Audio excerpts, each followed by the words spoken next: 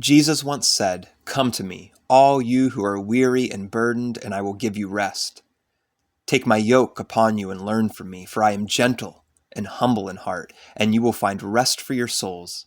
For my yoke is easy and my burden is light." In today's discussion, I want us to consider multiple ways in which Jesus offers us rest. But first, we need to examine why it is that we so desperately need rest. When Adam and Eve ate of the forbidden fruit in the Garden of Eden, one of the consequences for mankind was that survival would now be physically arduous. God said to Adam, "Cursed is the ground because of you. Through painful toil you will eat of it all the days of your life. It will produce thorns and thistles for you. By the sweat of your brow you will eat your food until you return to the ground, since from it you were taken. For dust you are, and to dust you will return." This curse paints a gloomy landscape for our future. Basic survival will no longer come easy because food will no longer be effortlessly acquired. Mankind will struggle against rocky soil and pesky thorns and thistles. Through sweaty, unpleasant labor, man will grow his food. He will physically exhaust himself until he dies and turns to dust. Our fate is truly pitiful.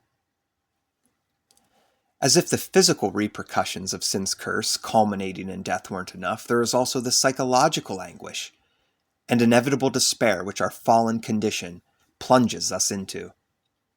With death lurking in the shadows, waiting to devour us, how can humanity not be consumed by anxiety and depression and fear? In Jesus, though, there is the offer of rest. Those who go to Jesus find salvation from tiresome toil and mental madness, because in Him we find hope of citizenship in the kingdom of heaven. In heaven, there will be no more grueling labor or endless struggle with the stubborn, cursed soil of the earth. We will live in harmony with the land and experience unending physical rest. Also, with death no longer looming over us and plaguing our thoughts, but instead swallowed up in the victory of resurrection, we will enjoy the complete peace and freedom of psychological rest. Even more glorious than anything discussed thus far, though, we find spiritual rest in Jesus. I don't think many of us can fathom how exhausting it must have been to try to be a pious Jew, especially during the time of Jesus. The Jews had all the rules of the Old Testament, not just the moral laws expressed in the Ten Commandments, but also all those which have come to be referred to as the ceremonial laws. In Jewish life, there were tons of laws pertaining to all sorts of issues. For example, which foods were permissible to eat, what needed to be done when mildew invaded, which skin diseases rendered a person unfit to live with others, how to maintain the holiness of the temple and its furnishings, what animal sacrifices were required for each violation of the law. And the list goes on and on. Then, by the time of Jesus walking the earth, the ultra-religious Pharisees had come along and added almost countless extra rules for the Jews to follow.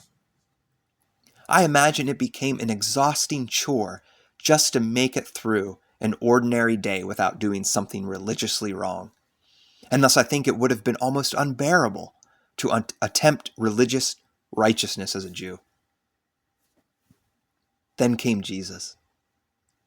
He summarized the law very simply as loving the Lord from the depths of your soul and then loving fellow humans as you love your own self. Ritual cleansings are no longer needed because through Jesus we are no longer dirty and unclean before God. He washes our sins away with His cleansing blood and then clothes us in His perfect righteousness. Animal sacrifices are also no longer needed because Jesus offered His own perfectly righteous life in our place, suffered the just wrath of God the Father against sin, and paid the price demanded by sin once and for all.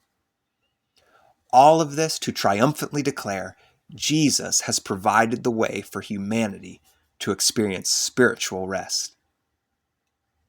Jesus saves us from physical, mental, emotional, and spiritual exhaustion. In Him you can find rest for your weary soul. You can find rest like humanity was created to experience. You can find rest like what Adam and Eve originally knew in paradise, in Eden, in that garden in the east, in God's presence. You can find rest if you follow Jesus home.